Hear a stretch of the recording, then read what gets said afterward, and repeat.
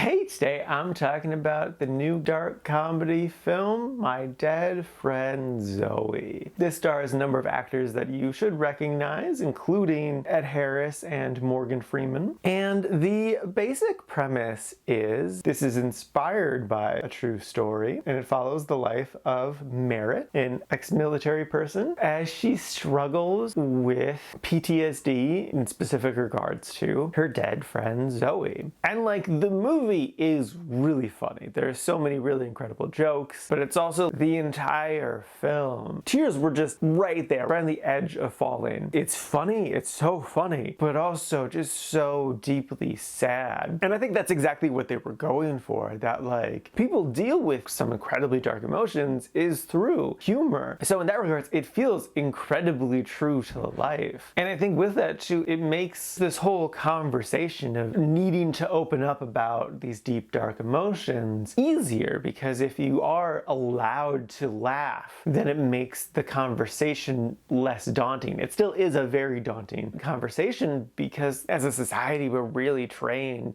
to not let ourselves be that emotional, to keep that stuff just bottled up as much as possible, which they do talk about throughout the film. It's such a beautiful film, done so well. Perfectly cast too. I really love the whole cast. Sonequa Martin Green is the lead, and she does a great job of always being on the brink of tears, but still just living her life, doing other stuff. Natalie Morales is so funny, but does really bring it when she needs to be more serious. It's very believable. Ed Harris is forced to be reckoned with like always, but he's very believable as an old man with early stages of dementia. You just want to give him a big old hug, but he'll punch you if you try to give him a hug. Morgan Freeman's in this too, and he's doing his thing. I'm gonna mispronounce his name, so I won't say it. The guy from the US version of Ghosts is in this, and he's just delightful and charming as ever. I always love it when he pops up and stuff. They do actually feature a number of real people who were in the military, and all of them were terrific. So yeah, no, I thoroughly enjoyed this movie and would wholeheartedly recommend it. Maybe a tiny bit cautiously if like you were in the armed forces and you know people who have died either in active duty or afterwards because of PTSD or depression or other stuff like that. I do think it's an important film that should be watched, especially by that group of people, but I only caution just because it is a very emotional experience, and I could understand if you're in that target demographic and you're just like, this is just a little too close to home for you. So yes, no, thoroughly enjoyed, totally recommend. Just,